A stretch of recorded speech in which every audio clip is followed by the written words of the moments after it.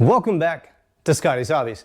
In this quick video, I'm going to give you the torque specifications for the front brakes on a 2010 to 2015 Toyota 4Runner. This will also be the same for the 2010 to 2015 Lexus GX460.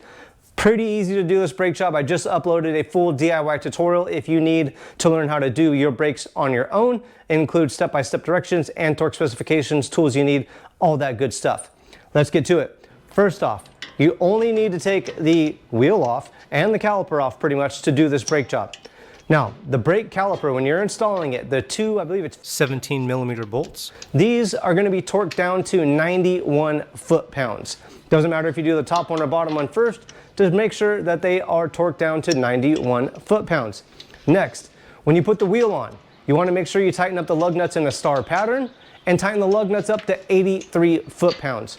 It's important to make sure that everything is torqued down properly when you are doing a brake job to make sure that nothing rattles loose, falls apart while you're driving down the road. Make sure you don't break any parts when you're tightening them up, and it just ensures a proper BJ when you are performing one on your own vehicle or a friend's vehicle.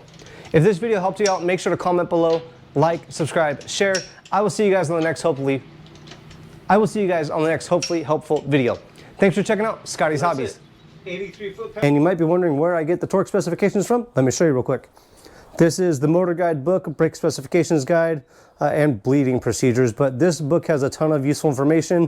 When I'm machining rotors and drums, it has the minimum thickness, maximum diameter, a ton of information, including the torque specs.